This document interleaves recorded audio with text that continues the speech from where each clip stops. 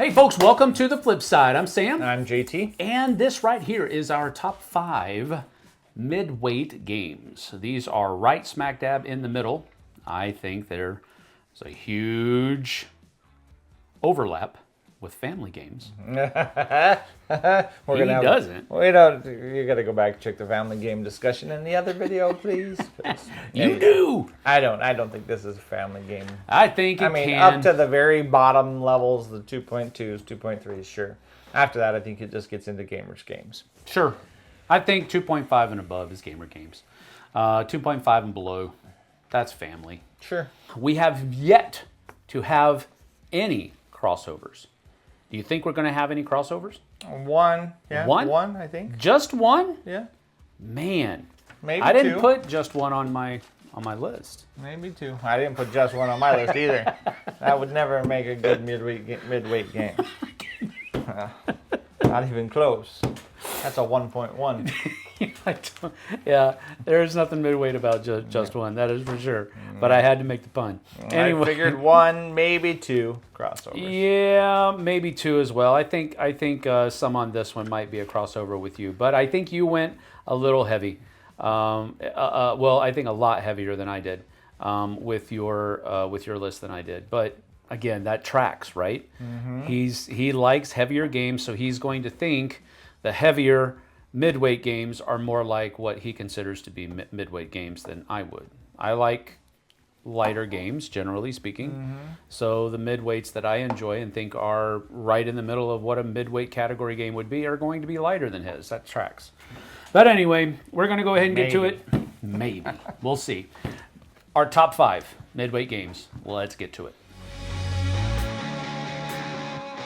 All right, my number 5 is a 2.35 on the Richter scale. As we've been, every time you say Richter scale, I know it's talking about earthquakes, but the Richter scale for me, I always think of Mike Richter. You don't know who Mike Richter is? He used to be the goalie for the New York Rangers. Oh, yeah. One of my favorite goalies. I always think the Richter scale, so I just see him making a windmill. All right. Anyway, 2.35 on the Richter scale. Small world. Small world. And this is, for me, I think, it's a midweight level game, but I think it's also a great entry-level area control game because the aspects of area control that are in this are not as difficult to understand as some other area control games, and they're instant gratification. You move out, you control a certain area, boom, you get points for having that area. Yep. And then on your next turn, you take from that area and you try to expand. And then, boom, you get instant gratification. You get points for all those areas again. And that's one of the reasons why I think it's a great kind of entry-level area control game. But on top of that, that's kind of its foundation. On top of that, they have this really cool system where you have different races that all have racial abilities. And then you have all of these other kind of, I don't know what these are, the like traits. Yep. That add to, and so you have this deck of traits and this deck of races, and they get shuffled, and the combinations that come out are different every game. Mm-hmm. And over the course of time, you're going to see some repeats, of course, but with more expansions and stuff like that, that just diminishes. That's what I really like about this. I love variable player powers, and that is really kind of one of the core mechanisms of this game. It's area control, yes, but the variable player powers are amazing, and it's such a great fun time. And it doesn't take that long either, because turns go pretty quick. Yep. So that's my number 5, Small World. Well, that's the first one on your list that I don't even think of as a midweight game. But really? I mean, I understand it's rated as a midweight game. I just don't think it's. I think it's a very game. But yeah, it is on the lower end. I understand it's rated there on BGG. Yeah, the bottom part of our parameters was a 2.0. 3.5 to 2. So and this is a 2.3. So it's on the lower end. Yep. But if somebody asked me just like walking down the street, hey, is that a midweight game? I'd be like, no, that's a light game. You know what I mean? Sure. Just mentally. I would any kind of numbers. That was the first one that popped up like that. If I'm at a convention and somebody asks that question, I would say yes, it's a light game. But if I'm just walking against some Joe Blow on the street, yeah, it's a midweight game. Like I said, like I said, this is the gamers group right here in the middle. So. It is. All right. Anyways, my number 5. So my number 6, I ended with a deck building game, or a deck construction game. My number 5 is going to be in the same vein, and that is Aeon's End.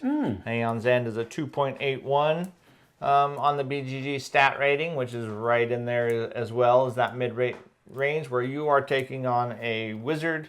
You have crystals that help you buy more cards as you deck build in this one. And you're buying more cards to add in. You're buying new crystals, which gives you more buying power. You're adding spells that do damage to the bad guys, or some artifacts that give you special abilities. And then you're using your spells and you're upgrading you actually have these portals that you have to cast your spells into, to then on the beginning of the next round, those spells fire off at the enemies. So there's this whole thought process there.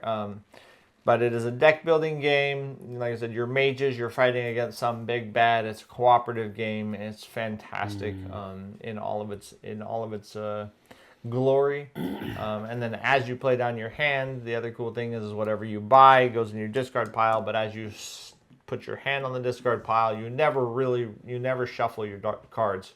Unless one of the bad guys makes you shuffle your cards, and then you cry. Because you're trying to build your deck in a manner that certain things come up at certain times, and you don't end up with 5 spells all at once and things like that. So yeah, it's a very cool game. I really love Aeon's End. That's cool. All right, my number 4, our first crossover. And this is a crossover from JT's other list over on the Dice Tower. This is a 2.62 Champions of Midgard. This is, I think whenever, when I first think of midweight games, this is one of the games that I think about. Agreed. Absolutely. It's right in the middle of the road. There are some mechanisms in the game where you can try to exploit them and definitely kind of Euroize them and all of that kind of stuff. But this is in my opinion, it's not just a midweight level game. It's also like one of the first hybrid games that have Euro mechanisms, but some Ameritrash, rolling some dice and that kind of stuff, and it all works. And I really enjoy this game a lot. JT talked about it, everything he said about it on the last list, absolutely true, yes and amen. But one of the things that I've been thinking about recently is that I've usually told people Valhalla and the Dark Mountains are necessities, and I'm not going to back off of that. But if you can't afford both, get Valhalla. Dark Mountains adds another spot, and it gives you another kind of card to go after, Burgosaurs, to go after the giants. But that's all it really does, right? Well, it adds the archers and some other sure. things. But sure, yes. But that's right, it does add the archers. It adds those green dice. Yeah, I guess. But if you can't afford both, Valhalla would be the one that I would want you to go to first, because that's where you start being able to use your dead warriors to do certain perks in Valhalla. But yeah, just disregard everything I just said. Just get both. Yeah. So, and I'll just play devil's advocate. If you can't buy one, and don't buy either one, play the base game. It's fantastic by itself. The other two just make it even better. Giving you all the options. That's right. Giving you all the options. And just adding that. I'm just, no, that's good. That's fine. You can play it base or with any of them. Play it with all three is the best. I'm probably just overthinking it, but no, you're right. But again, you're right. The base game is great, but I will say this: after I played it with Valhalla and Dark Mountains, I was like, okay, now this is a complete game now. Sure. This is what it felt like it should have been from the beginning, but that is what it is. Ole Sinus is a great designer, and he knocked it out of the park on this one. My number 4, Champions of Midgard. Nice. All right, my number 4 is my favorite adventure game to date, and adventure game is not even a genre that I actually played a lot of, but this was my favorite one to date, and this is called The Witcher Old World. This is a 2.88. This is a game where you can play with anybody. Now, it is a long game, or can be a long game, depending on how much people want to build up before fighting the monsters. You can really be aggressive and go after monsters, and it shortens it up quite a bit. But in The Witcher Old World, you take on the role of a witcher, or if you have some of the expansions, a mage. And you are traveling around the world of The Witcher. You're traveling from Skellig to, whatever. I can't even think of some of the names of the cities, but you're just traveling all over the land. On your turn, you have multi-use cards in your hand. Those cards are used, one, for what kind of directions you can go. I can go to a forest space. You're just going to play a card and move to that next city that's in a forested area. When you get there, you can do an action there. You can gamble to make money. You can have a bar fight against another Witcher, or try to beat them up and try to, or you can train there to increase your combat abilities, your alchemy abilities, or your special abilities, whatever else. So you can train. But once you're done moving around and doing all that kind of stuff, then you're going to take an exploration card, either a city one or a forest one, and you're going to read this cool little scenario. You find a halfling in the dark alley. The halfling offers you to let you drink this clear liquid. Do you drink it or not? And some people drink it, some people don't. But then you drink the clear liquid and you see what happens. It's good for you, it's bad for you. You just lost all your strength because he sapped it, who knows. But it's very fun. It's a great adventure game. Doesn't matter, none of those things. I mean, the things that they do make sense. But some of the shady stuff, but it's very fun. You can just cruise around this land as much as you want, but really the goal is to not only beef yourself up and make your character strong, but to go out there and fight the monsters. Get the hippogriff out, or the leshen, or whatever else, and actually defeat those things. So this is a great game, super fun, super easy to sit down and just play. There's some cool mechanics with how the deck is your life, your hit points, and things like that. So that's my number 4, The Witcher Old World. I really love this game. Definitely don't trust the halflings offering you something to drink. No, probably not. They look like they're nice, but they aren't. Well, it depends. If they're in a dark alley, don't trust them. If they're in an apothecary, maybe that's a little bit better. No, don't even do it then, because they will just think, even if it hurts him, he's right here at the apothecary. You get some cool things too. You'll turn one of those over and somebody will be like, my son's missing. And then you'll get this little cool quest token that you have to go somewhere else in the world where you can continue that little quest. So some of those things stack together. It's just really nice. Just don't drink the blue vial that the halfling hands you. That's right.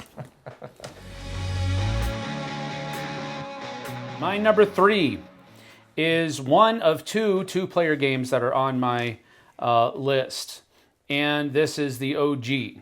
Now, it's probably going to be, it's definitely on the lighter end for JT. And it is on the lighter end of the spectrum for what I would consider a midweight game as well. But its theme, a war theme, is what kind of puts it in a different category. It's Memoir 44. Yeah. There's a couple levels of randomness that are in this game that make people shy away from it. He's one of them. Yep. But he's not alone. It's very much like the cards that you have dictate what I areas. like the card system. Just so you know, the card system is awesome. Yes. That dictates what areas of the battlefield you're able to push and do things in. But on top of that, there's also the level of rolling dice, which is going to basically determine how effective your movements have been in those areas of the field. And those two levels of randomness really kind of tend to rub people the wrong way. Yep. They're meant to simulate fog of war, simulate the fact that orders aren't always carried out exactly the way you want them to, and all that kind of stuff. So there's ways to explain it away, so to speak. But the fact of the matter is that this generally translates to not necessarily a complexity, but maybe a ramping up of the complexity that most people aren't necessarily interested in, and that's after you get past the hurdle of it being a war game or a war-themed game. What's the ramping of the complexity? What did you say? The combination of the two elements of chaos, or the elements of randomness that people have a hard time determining what's the best thing for them to do because of those two different things. Gotcha. So I don't use words great from time to time, but I was curious. that's the idea. This is not a difficult game to play. No. It's very easy as far as games go. But again, and this is something that you could teach too. They're like, this is squarely within the family level range. Squarely within. I mean, Yep. I don't think anybody would be able to disagree with that. But there has to be a level of interest. Sure. There, yeah, for sure, that too. But I really enjoy this game. It's one of my favorite games. It's definitely in my top 10 games of all time. And I don't think it's ever going to move, honestly. So, but that's my number 3, Memoir 44, 2.27. If I want that much random chaos, I'll play Thunder Road's Vendetta. Oh, Yes, no. yes, yes. No. Yeah. That's two different levels of random and chaos. There My is 4 tank battalions just got stymied by your 1 troop. That's right, Yeah. because you ran into Rambo in the middle of the Just battlefield. drive over the top of him. Anyways. Rambo with a 50 cal. All right, here we go. My number 3. God, I've been talking about this game a lot lately. I talk about this game a lot, period, Oh, apparently. it better not be Spirit Island. My number is not. Although that is a family weight game for sure, because Mel and I love to play it together. No, that's not. All right, my number 3 is a game called Terraforming Mars Ares Expedition. Okay. This is a 2.92 on the Geek, and it very much fits into the category. This is if you took Terraforming Mars with all of the symbol goodness. You're getting all of those cards that give you all kind of symbols. You're putting down a lot of projects and things like that that will help your income, will help you mine your metals faster, will help you get plant matter, will help you gain energy to heat up Mars. It's all of that stuff, but it's in more of a card game, and it's using the Race for the Galaxy action selection, where each of you is going to pick a lead action, and then based on what the actions everybody plays, then everybody gets to do those things, which is really fantastic. So it's an engine builder. You're still terraforming Mars, but at a much more palatable or more manageable visual aspect, I think. And it's just a fantastic game. I love engine builders, and I think this one is my favorite engine builder at this point. So Cool. that is number 3, Terraforming Mars Ares Expedition. Very cool. I think this is a gamer's game for sure, but it's right there. So All right, my number 2 is the second, and again, this is not going to be what you would consider a midweight game. I know that for a fact. And it's very much on the cusp of being outside of the parameters, the low parameter for this category. it's in the range it fits. 2.06. Oh, that doesn't fit. It's out. Invalid. That's okay. My number 2 is going to be invalid as well. 2.06, right on the cusp of being outside of the parameters, but this one is called Lord of the Rings, The Duel for Middle-earth. Oh, copy. And this is one that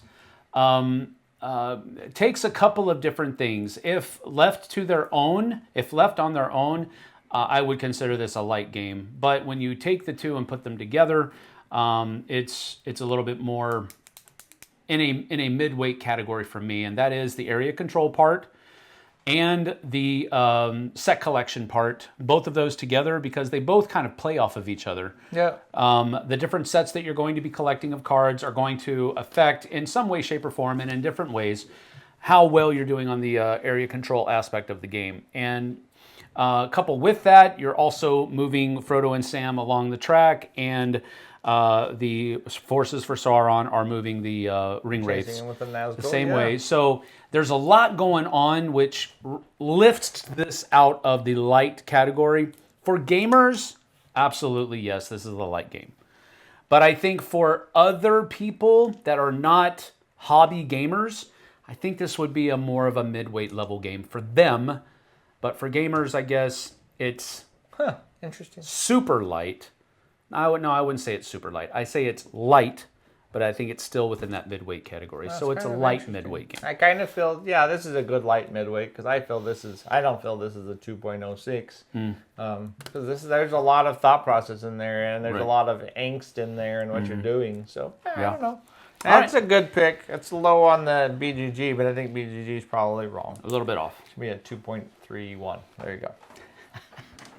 So says I. So says me. All right, well, my number 2 is on the other side of the spectrum, and really, I shouldn't have put this one on the list. Maybe. Not that it doesn't deserve to be here at number 2, but this is a 3.45 on the Geek. This is definitely pushing towards the heavier side. And this is a game called Revive. Now, again, this is a heavy game. This probably should not be on this. But it's an awesome game. I can't just disqualify it because it's inside the parameters. Yeah, maybe a little bit. But Revive's a fantastic game. In Revive, you have a player board that's personalized to you. You have variable player powers.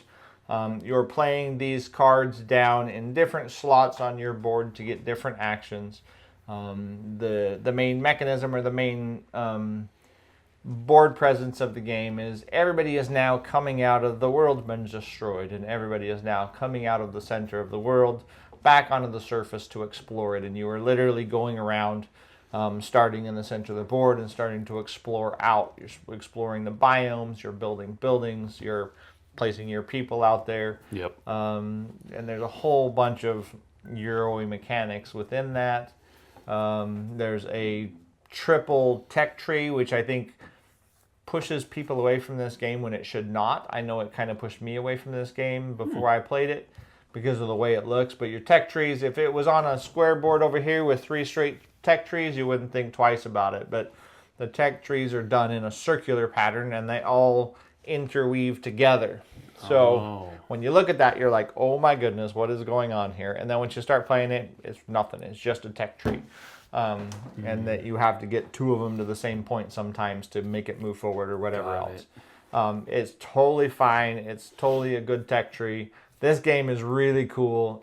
Every one of your actions is cool. You can upgrade all of your different action slots to get better and better bonuses depending on what you place there. This is a really cool game. It might be a touch heavy for a midweight game, but regardless, I love this game. My number 2, Revive. I think it's funny that I had a 2.0 something. Yep, that's which what I is said. literally tenths of a point away from our, and you had it on the exact same opposite. That's right. That's funny. That's right. That's funny. Well, this one better be a crossover. I don't think it is. Oh, man. Because I think the one you're thinking might be a crossover. I didn't include it because I think it's too heavy of a game. What? To be midweight. Well, it's not but this we'll game. see what yours All right. is. It's definitely not what I think you think it is. Okay. All right, so my number 1 is, again, on the lower end of the spectrum for our context here today. It's a 2.2, but it is a game that I have been loving lately, and I do think that while it's a light game for gamers, I think it's definitely a mid-weight game for most. It's called Heat, Pedal to the Metal.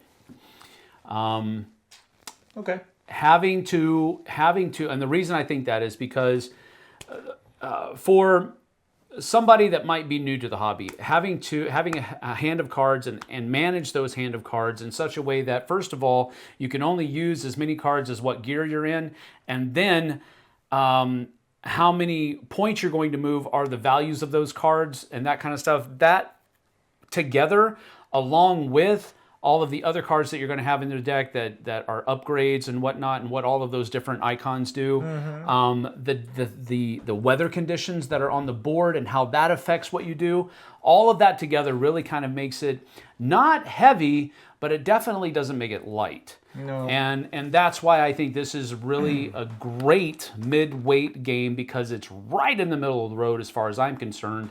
And I think it's a great game on top of that. I don't care who the artist is. Middle of the road. See what I did there? But it is Vincent Dutrait's artwork as well. So I had to get that in there. But that's not why it's up here at number 1. It's up here at number 1 because it's a great game. Nice. And it's one of my favorite midweights right now. It's Heat, Pedal to the Metal, my number 1. I think anybody, not that that's a bad thing, but I think anybody that has rated it that low has only played the base game with no car building cards, with Not using no the weather system, with no track modifiers, like all of those things And not to mention that you can really push your hand in this game. Yeah. So I don't think this is a light game at all. Honestly, And you can play it light. I guess there's a couple others we talked about, right? You can play this as a light game, Yep. or you can play this quite highly competitively with a lot of cool modifiers and things. So. And one of the things that I've seen most people kind of shy away from is not taking any heat ever. That's not the point of the game. You're going to lose. You've got to take heat. You've got to push your engine. You've got to push the limits of your engine, whatever it might be, in order to do well in this game. So sometimes taking heat is the exact thing that you need to do. Yep. Not shy away from it. But I really enjoy this game a lot, and I think it's a great example of a midweight level game. I like it. That's a good pick. Cool. All right, well, my number one, what was the thing? Just give me one answer really quick. If that's not it, then I'll move on. Okay. Battlestar Galactica. No. Okay. My number one is Raiders of the North Sea. Oh, okay. Raiders of the That's a good North Sea is one of my favorite games of all time. Ooh, two Garfield games in one list. Yeah, 2 Garfield games. You are a poster boy. I am a poster boy. When am I going to get free stuff? At least a T-shirt. Come on, I'm just kidding. I'll pay for the T-shirt. I don't want to. Anyways, this is a 2.57 on the scale. This is perfect midweight game as far as I'm concerned. This is a great midweight Euro. It's got a really cool mechanic where you only have one meeple, one worker, and you're going to place that worker out there. And if you're working in town, you're going to place that worker out there, you're going to do the action, and then you're going to take a worker from somebody else, somewhere else, and do that action. And if you're going out to raid, which you have different requirements you need to raid, you need to have a crew that has certain strength, and you need to have, maybe take gold with you to, I guess, bribe your way in so you can attack the cathedral, whatever else. But if you're going out to one of those spaces, then that worker is going to stay there forever, and you're going to take the worker that comes from there. So you start with the black meeples, which are all basic workers, and then you gain the gray ones, and then you gain the white ones. But as the black ones do a good job of making more money for you or something like that. So sometimes it sucks not to have one of them when you need it, when you need some extra. There's this huge balance that goes through this game. This is such a cool game. It has fantastic turn angst. It has a good flow and a great table presence. And yeah, so that's my number one, Raiders of the North Sea. For me, the two, when we thought midweight games, the first two I thought of, not because they're Vikings, but the first two I thought of right off the bat was Raiders and Champions. That's cool. Because those are midweight games to me for sure. But I don't own Raiders, and I haven't played it in a long time, so I didn't. Mel and I are playing it in about half an hour. Well. That's it. Our top 5 games. Thanks for being here. We appreciate you. Give us a like and subscribe. Hit that bell icon so we can let you know when we have more videos coming up for your perusal. And give us a comment. What were your top 5 midweight level games? Remember, 2 to 3.49, not 3.5. You got really close. Just for the record, Too Many Bones is a family weight game because I play it with my 10-year-old who was 8 years old when he started playing it. So yeah, but what was that you said to me? You're a gamer family. That's right. So, thanks for being here, folks. We'll see you guys and gals on the flip side. Take care. Whatever you do, don't stop playing games. That's right.